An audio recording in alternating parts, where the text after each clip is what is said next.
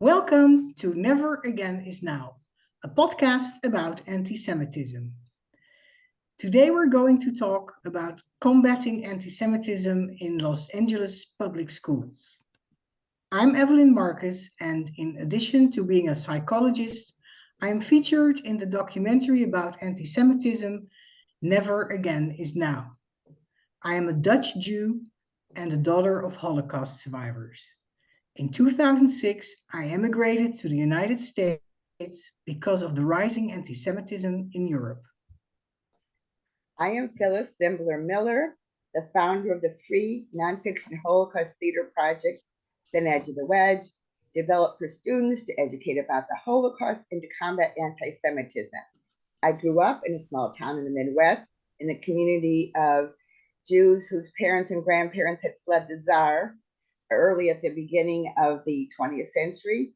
So I was not that familiar with the Holocaust. And then in 1970, 25 years after the end of the Holocaust, my husband and I were stationed in Munich, Germany with the US Army, and it changed our lives forever.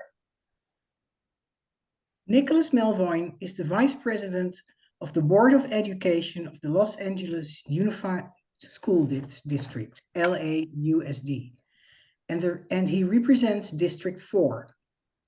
First elected in 2017, his work is focused on increasing parent and community engagement, transparency and accountability, directing more resources to schools, protecting the most vulnerable students, and bringing a new spirit of partnership and collaboration to LA's public schools.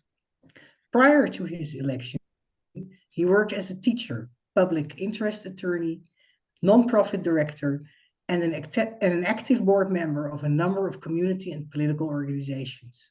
He has also worked in the Obama White House and the US Attorney's Office.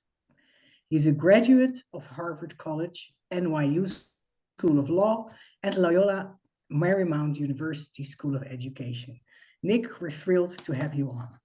Oh, it's my pleasure to be here. Nice to see you, Phyllis and Evelyn, and thank you for the kind invitation. Okay, let's get to it. I get to ask the first question. What led you in 2017 away from your legal position and decide to run for the Board of Education of the LA School Board? Well, if you ask my mother, she would say a few screws loose. But I was, so my story is like so many Jewish immigrant stories. My great-grandfather came to this country escaping persecution in Eastern Europe. And actually, when he came to this country at the turn of the last century, his family name, our family name was Melvoin. It was German, and it meant flower maggot. Jews in the old country had to buy their names. We didn't have a lot of money. We got flower maggot. And I always wish he was still alive because I wanted to ask him, like, what else was available for the money? But when he was a kindergartner on the Lower East Side of New York, his teacher asked his name and he said Charles Melvoin, and she heard Charles Melvoin, and he wrote it down. And so when he got home, his parents said, well, I guess that's our name now because that's what the teacher said. And I say that story because it's so ingrained in so many Jewish immigrant stories, the power of public education to elevate families out of poverty. And so when I grew up on the west side of Los Angeles, it wasn't like my grandfather where, was I going to go to school and college? It was just kind of a given. But that immigrant experience in our family had driven a real belief in tikkun olam and in public service. And so after graduating from Harvard in 2008, I joined a program called Teach for America, and I started teaching middle school in LAUSD in Watts at 110th in Compton. And it was that experience that really opened my eyes to the challenges and opportunities facing LA's public schools. And so after teaching for a few years, I was inspired to go to law school after some work I did with the ACLU, and then came back to LA and was recruited by some parents and teachers and community members to run for the board back in 2017 to really fulfill the promise of what can our public schools do for Los Angelinos today. I think the school district has done amazing things for millions of families, but we still have a lot of work to do to fulfill the promise of public education the way it worked for my family. Thank you. Nick, since you've been elected, you have spoken out against anti-Semitism in Los Angeles public schools. Could you share some examples with us of what you've seen? Yeah, well, I'll say, we're all reeling in LA this weekend in particular about increased acts of overt anti-Semitism. And for listeners, there was, in light of the Kanye West or Ye or however he's calling himself now, blatant anti-Semitism. There were some posters and signs that were hanging over the 405, the freeway just a few minutes from where I grew up, that said Kanye was right. And those acts of overt anti-Semitism need to be condemned, and we need to build our coalition to fight against them. But what I have seen in schools is some, is more subtle anti-Semitism that usually couches itself in anti-Israel advocacy. When I got elected, we had a salary point class for teachers, which means they could get extra points towards their salary if they took a professional development opportunity. And the class was originally approved by the school district about Middle Eastern history, but over the course of a few years, a really anti-Israel, pro-boycott, divestment, and sanctions movement took hold, and teachers who were then going to teach kids were being really indoctrinated with this kind of anti-Israel, anti-Semitic propaganda. And so that's something that we fought against. We've seen anti-Semitic graffiti targeting LA Unified Schools. Actually, right before the pandemic, I wrote an op-ed in the LA Daily News about what we were seeing, swastikas and other forms of hate.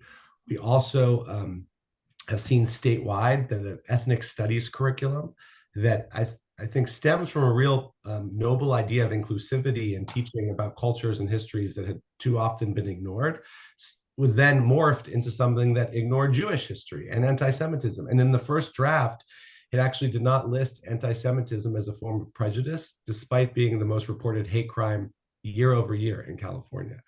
And then about a year ago, the teachers union put forward a resolution really explicitly endorsing the BDS anti-Israel movement. And so I was one of the first and only elected officials in LA to make a public statement denouncing that resolution. We were successful in defeating it. But to me, it showed just that when powerful entities, in that case, the teachers union, say something that's anti-Israel, it's hard for even Jewish elected officials to get out and oppose it because they're nervous about the political fallout. And so it's been those more, I would say, subtle. People aren't, standing across the 405 saying we hate the Jews, but in the way that they're being taught or in the way that they're trying to teach the next generation, it's been disconcerting. And I'll give you one final example, which is just a few weeks ago, I was touring an after-school program. It's a nonprofit based in Hollywood. They work with a dozen of our schools. And when I was walking with the director, she was just showing me the office, and she opened up, oh, this is our program director, this is our development director, and she opened a closet, and she said, oh, this is just a supply closet. We call it the Anne Frank closet. And, she just kept continuing the tour. And it just was one of those elements where how did we think it was okay to talk about things that way? And so there are moments like that it's really disappointing, but a little unsurprising to see this bubble to where we now have huge celebrities like Kanye West being able to talk without as many consequences about it because of these more microaggressions. And so that's what I've been trying to focus on in the school district. How do we weed out any instances of anti-Semitism as soon as we see them so that they don't bubble into these bigger threats?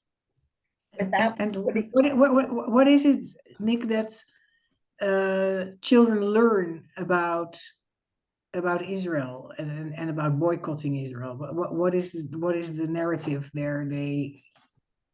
Well, I think in the earlier grades, and I'm all about culturally relevant and responsive pedagogy that's grade appropriate. And so the earlier grades, as you're studying history, you don't really get into modern politics. And modern for Israel, I mean, that's all of Israel, at least in the last 70 years since independence, until high school. And I think there's the more capacity intellectually to engage with different debates. But you talk about the founding of the state of Israel, and you talk about current political movements, just like you do here. And to the extent that in a history class or a government class or an ethnic studies class, BDS is mentioned, it should be, in my estimation, mentioned as an anti-Israel, anti-Semitic movement, the way that we would talk about the KKK as a white supremacist, anti-Black movement. And so it's not explicitly taught as a curriculum piece, but in engaging with high school students who have the capacity to have these conversations about modern politics, I think that's when it should be brought in as as a overtly anti-Semitic political movement. The same way, again, we talk about things that are happening in the United States. Okay. What about Holocaust education in the LA public schools? Is it mandated? What age is it at? It is mandated. We teach it in middle school and then reiterate it in high school. And I think, I've been creating partnerships with the Holocaust Museum of LA earlier this year, and they've been a great partner, as has the Museum of Tolerance and the Jewish Federation, and really getting kids to experience field trips and virtual programming. And actually, when I was in high school, I interned at the Shoah Foundation, where we, cataloged and recorded survival testimony.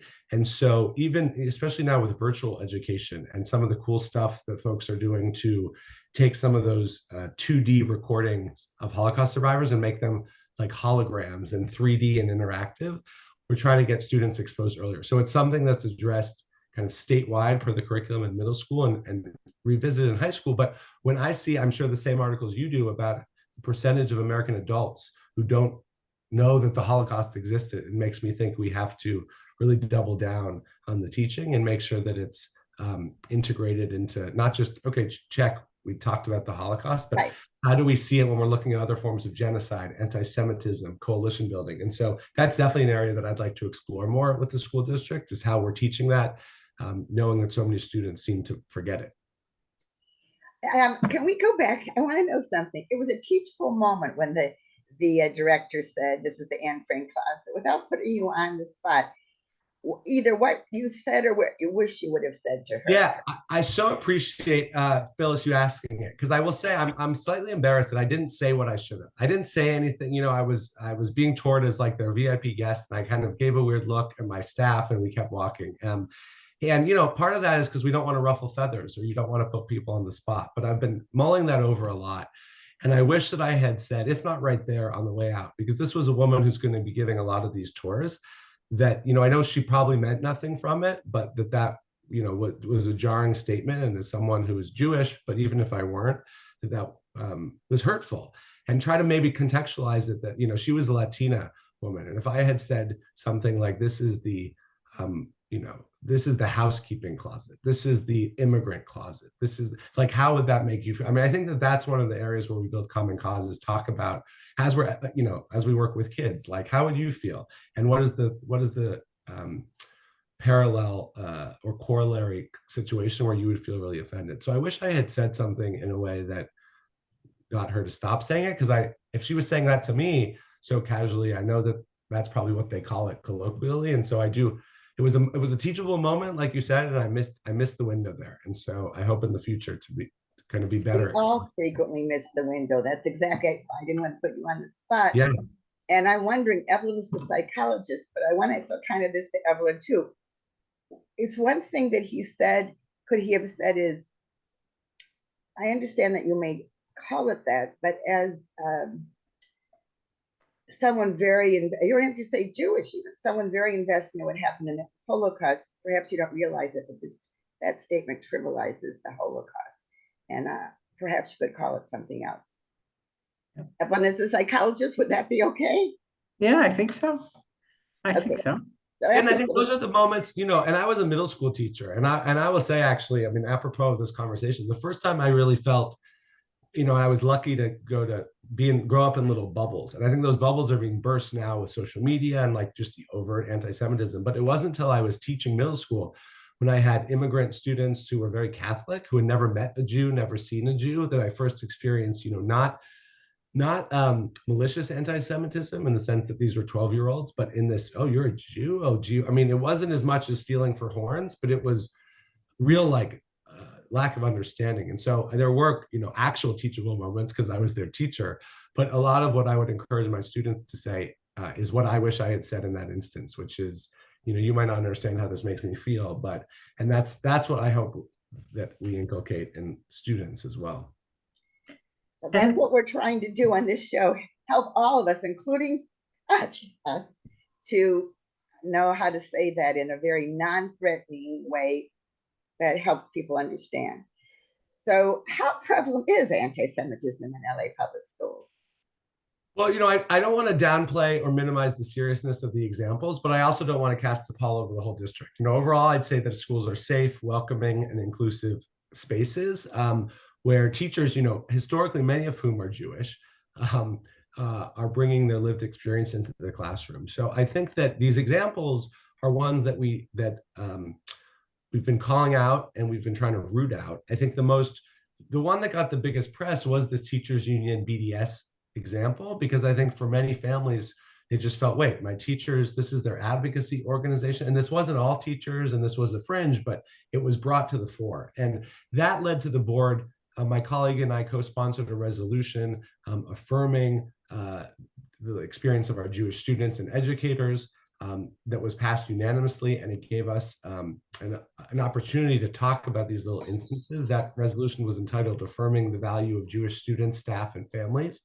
It led to a defunct organization of Jewish educators being revitalized because they realized, oh, we need to have spaces to talk about what, especially with the evolving nature of BDS and anti-Israel rhetoric. And so I think now there's a new understanding just in the last year that these little examples, when multiplied, can cause real harm. So I think in general, checking in with Jewish families and students, our schools are inclusive and safe spaces, celebrating Jewish holidays, understanding Jewish experience. But as we see on college campuses too, the Israeli discourse and the anti-Israel sentiment often, there is legitimate criticism of the Israeli government as there is of the US government, but it too often evolves into anti-Semitism. And that's what I hope to work with our history departments and others to teach in high school. How do you, the difference between criticism that's legitimate and criticism that is illegitimate or anti-Semitic. Evelyn? Evelyn may have frozen. Let me ask the next question. She wanted to know what programs have been implemented to date to educate LAUSD students and teachers and staff against anti-Semitism. Yeah, so one I just mentioned, which is this resolution that affirms the value of Jewish students, and just, I think those public reminders and the board standing united against all forms of hate. And we did it as a board against anti-Asian bullying and hatred in the last few years, and now we're doing it again against Jewish students. And what the resolution did is it denounced all forms of anti-Semitism, rhetoric, bullying, graffiti, and it updated policies, training, and resources to make sure that educators can respond properly. And so now we're just revamping our training of teachers to make sure they understand where instances of anti-Semitism may exist, and tools, just like that great example we were talking about with this Anne Frank closet, so that they can act in a way that I didn't act. We're also increasing our partnerships with the Holocaust Museum, with the Museum of Tolerance, and with online curricula, so we can get the lived experience, of Holocaust survivors and of others in our schools. We're also working again with this ethnic studies curriculum, which is a high school level curriculum, and at its best can be really inclusive to be a project of inclusivity and not exclusion. And I do think as a teacher who taught 100% students of color, it is important to bring in Latino, Black authors, other perspectives, but you can do it in a way that uplifts all, or you could do it in a way that's divisive. And so we're working on making sure it's the former. Yes, we've already had a program about ethnic studies in California. So we won't go into this one.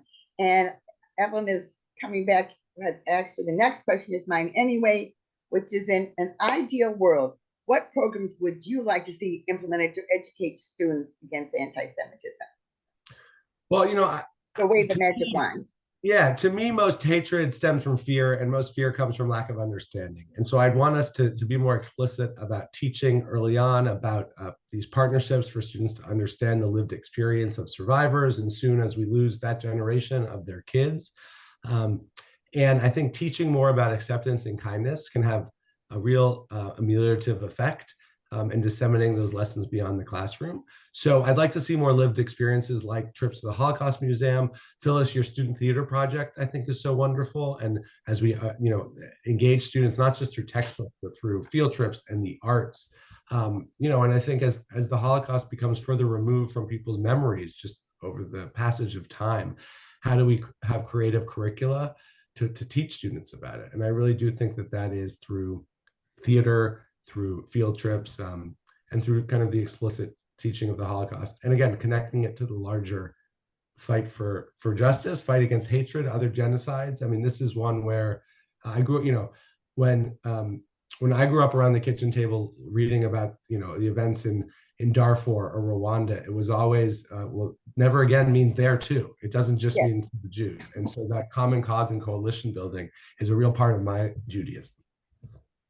Exactly. The end of Thin Edge of the Wedge calls on people to speak up against all hate. That a thin edge of the wedge, it's allowed to fester against anyone, has gone too far. So Evelyn is back. We're on question 6. Evelyn, you get to ask your question. Right. Nick, what new programs do you think we can realistically expect to see implemented in the near future? And is there something parents can do or students can do to improve the programs, the educational anti-Semitism? Well, I think in terms of what I was just talking about, the superintendent and I have been working on a new, what we're calling cultural passport, working to expand access for kids to field trips and experiences. So I do think we're going to see, especially post-pandemic, when we're back in person, a renewed focus on those partnerships and really getting kids out to, because I can't stress enough that like when you go to the Museum of Tolerance, I remember going as a kid and you get that card where you follow a student, a kid through the Holocaust. So that's one. I think expanding partnerships with organizations who are doing this education. And I think the teacher training element where we're saying, okay, anti-Semitism has the world's oldest disease in many ways. I like that. Morphs, it finds new ways. And so now this the anti-Israel, the pro-BDS stuff, we're working with educators to train them on how do you identify these more overt forms of anti-Semitism. The ethnic studies curriculum, that was a wake-up call. I won't rehash it. I know you had a show about it, but it brought a coalition together to oppose the draft and to fight for a more inclusive curriculum. So that will continue.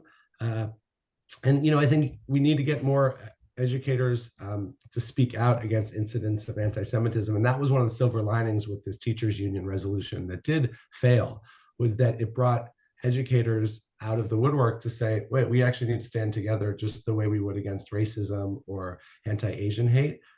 We have to, every few years, it's a reminder that anti-Semitism is still there.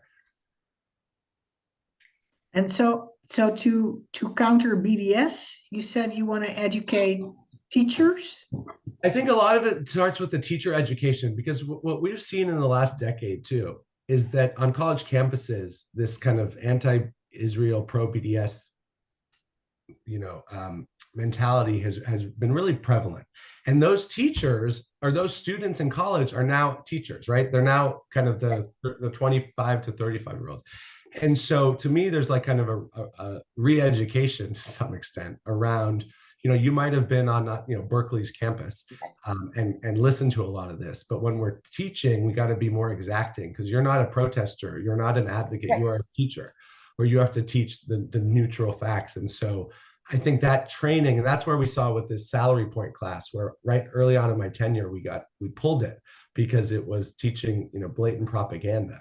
And then that is getting exponentially spread because teachers then are teaching their students. So I think a lot of this starts, and again, I not casting aspersions on teachers. I think most, if not all of them, are wonderful people, but they have this mentality, and they might not realize consciously that, saying that, BDS is a legitimate form of protest, or for example. And so I think that teacher training is going to be really key, and partnering with groups who have great materials, Stand With Us and others who have developed curricular tools around teaching modern day Israel and the conflict. Wonderful. Yeah. So this is your chance. Last thoughts. What would you like to share with our listeners that we haven't discussed yet? Well, I think, and we were just talking about it, Phyllis, with the thin edge of the wedge. I think one of the things that inspired me to get into civil rights law and then public service was the image of, Rabbi Abraham Joshua Heschel marching with Dr. King in Selma, and the common cause between Jews and other, historically persecuted minorities. And I think that we've lost some of that common cause in coalition building. And I think that, there's no real culprit necessarily. I think Israel has been over the years a polarizing topic, but I really hope that in this project, when in my role as a school board member, I hear from folks who are fighting against anti-Asian hatred and anti-Black racism and homophobia and anti-Semitism. And they all have the same message of inclusivity and tolerance and a lot of the shared struggles, whether it was Jewish exclusionary zoning in parts of this country or Black exclusionary zoning. And so I really hope that as we think about the next wave of fighting anti-Semitism, that we do it in common cause and build coalitions. And it was great seeing at that event where I met you at, where we did have a diverse crowd. But we think about, how is this not a project of just why is it not just important for Jews to fight against anti-Semitism, but everybody?